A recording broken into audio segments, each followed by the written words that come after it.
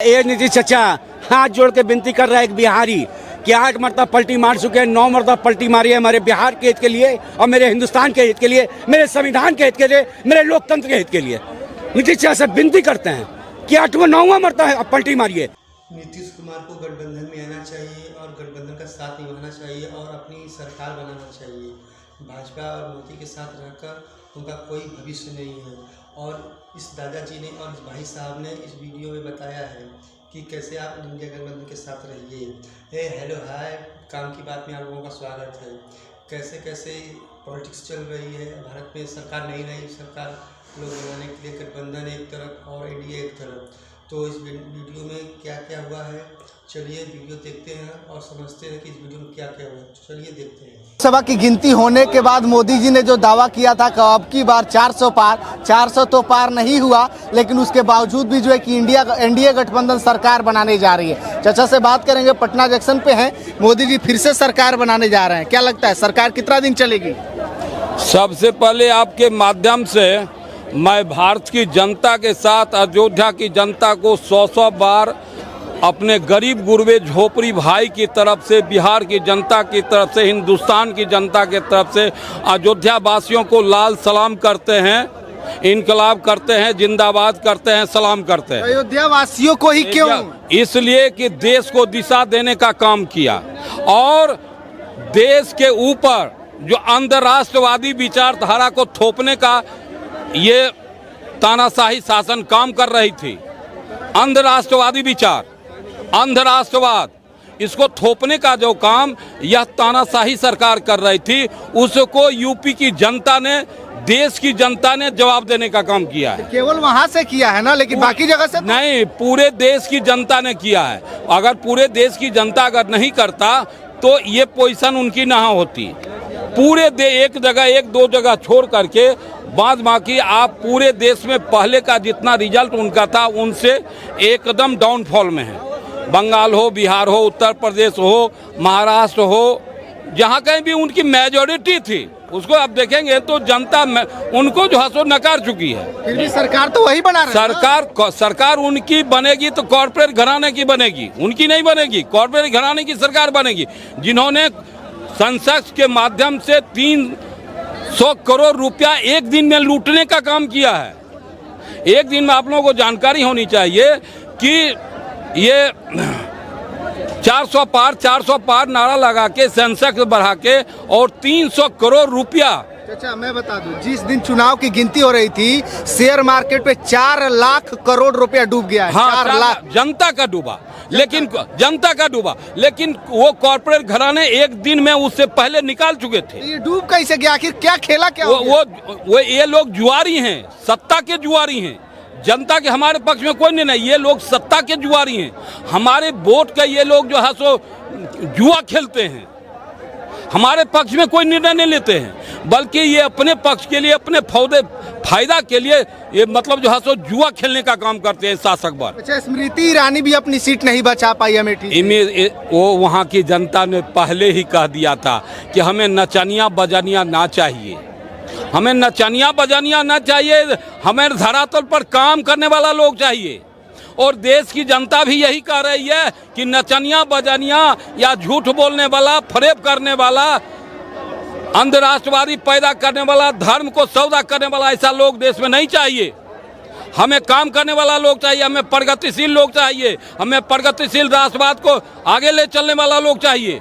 ये देश ने फैसला लिया। जो मोदी हर साल 4 लाख जो है कि वोटों से अंतर से जीते थे, इस बार लगभग 1.5 लाख। अरे वो हार उनकी मानिए, वो हार मानिए कि बनारस की जनता ने मतलब 1,49,000 बरस से जो जीते हैं, जो 5-6 लाख से जीतने जा रहे थे, वो उनकी हार है। वो हार है, हार। प्रधानमंत्री होकर के उनसे तो ज़्यादा उनका मेंबर, कैयक मेंबर जो 5-5 लाख वोट से जीता है। और बनारस की जनता भी देश को एक बहुत बड़ा संदेश देने का काम किया है, बहुत बड़ा संदेश देने का काम किया कि हमें रोजगार चाहिए, हमें रोटी चाहिए, हमें शिक्षा चाहिए। मंदिर धर्म ये अपने जगह पर है, कल भी था, आज भी है और कल भी रहेगा। उसको हमारे रोटी में मत समेटो। अच्छा, आरा से जो है कि आर.के. सिंह केंद्रीय मंत्री रहे, वो भी अपनी सीट नहीं बचा पाए। इसलिए नहीं बचा पाए कि मध्य बिहार की धरती लाल झंडा की धरती है, तीन तार लाल झंडा की धरती है, सामंतों से लड़ने वाली धरती है।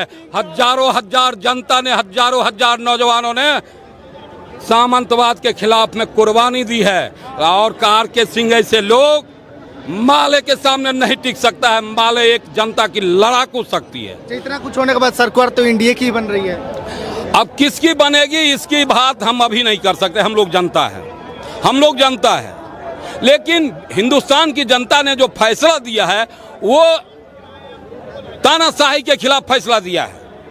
हिंदुस्तान की जनता ने जो फैसला दिया हुआ सेक्युलरिज्म के लिए फैसला दिया है, वो रोटी के लिए, रोजगार के लिए फैसला दिया है। अंतर्राष्ट्रवाद के लिए फैसला नहीं दिया है, धर्म के सौदागर के लिए फैसला नहीं दिया है, हमें देश की प्रगति करने के लिए फैसला दिया है। और मुट्ठी भर लोगों को प्रगति दिखाकर देश का प्रगति दिखाने के लिए नहीं दिया, बल्कि पूंजी का केंद्रीयकरण नहीं बल्कि विकेंद्रीयकरण होना चाहिए पूंजी का, तब हमारा देश विकास करेगा। सबसे बड़ा योगदान नीतीश कुमार जी का कहा जा रहा है इस सरकार में, चाहे एनडीए की बने चाहे इंडिया की। हाँ, निश्चित तौर पर है। मतलब हमारे मुख्यमंत्री को देश हित में, बिहार हित में सकारात्मक, हालांकि वो बड़े लोग हैं, अच्छे समझदार हैं, समाजवादी धारा के लोग हैं, समाजवादी धारा के लोग हैं, सारे कुछ जानते हैं। वो हमारे गुरु भी रहे हैं। हम उनके साथ पहली जब समता पार्टी की संगठन बनी थी तो इसी एन कॉलेज में कॉमरेड विनोद मिश्रा के साथ पहली मीटिंग में हम शामिल हुए थे। हम आपको बता रहे हैं एन कॉलेज के गैलरी में। और हम उनको मानते हैं कि एक समाजवादी विचारधारा के लोग हैं और समाज हित में, देश हित में हमारी आशा है और बिहार हित में एक फैसला लेने का काम करेंगे। किसकी सरकार आप देखना चाहते हैं? हम चाहते हैं कि ये नफरतवादी की सरकार ना हो, नफरत पैदा करने वालों की सरकार ना हो। हम नफरत नहीं चाहते। चलिए, सरकार किसकी बनेगी ये तो खैर समय बताएगा। कुछ और लोग हैं, क्या किसकी सरकार बन रही है? सरकार किसकी बन रही है? किसकी बन रही है? किसकी सरकार बन रही है? देखने ने हवा में चचा भतीजा चले गए हैं दिल्ली।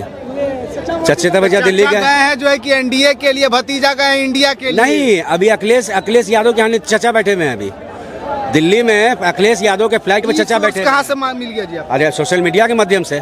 आप लोग जब से आए हैं, जब से आप लोग आए हैं तो यही तो है कि सच हम लोग के सामने चला आता है। मतलब 2 मिनट में आपके पास पहुंच जा रहा है। सच आप लोग का सामने चला आता है। जैसे वहाँ वायरल होता है, आप लोग कुछ काटते कुटते नहीं है, सब दिखा देते हैं आप लोग। आप लोग का बहुत बहुत धन्यवाद। आप साथ तमाम चैनल का, और खास करके आपके चैनल का, जो जिस तरह से डाबंगला पर जो मोदी जी का 3 तारीख को रैली था, जिस तरह से वहाँ घटना घटा था, जो कांग्रेस के कार्यकर्ता लोग को मारा गया था, आपके चैनल वाले ने दिखाया। और कोई चैनल नहीं दिखाता। जितने चाटुकार पत्रकार गोदी मीडिया हैं, पहले उसको कटिंग करके निकाल देते हैं कि वैसा कोई बातें नहीं है। गोवर भक्त अनभक्त जितने थे, जितने वहाँ कुट के मारे थे 3-4 लड़कों को, वहाँ पर वीडियो आपके चैनल पे हम देखे थे। इसलिए आपके चैनल को कहा जाता है कि कांग्रेस के पैसों से हम बिक गए। बिल्कुल नहीं, कांग्रेस के पैसों से बिकते तो आप कांग्रेस का वाहवाही दिखाते, बीजेपी का विरोध करते। आप तो दोनों का दिखाते हैं।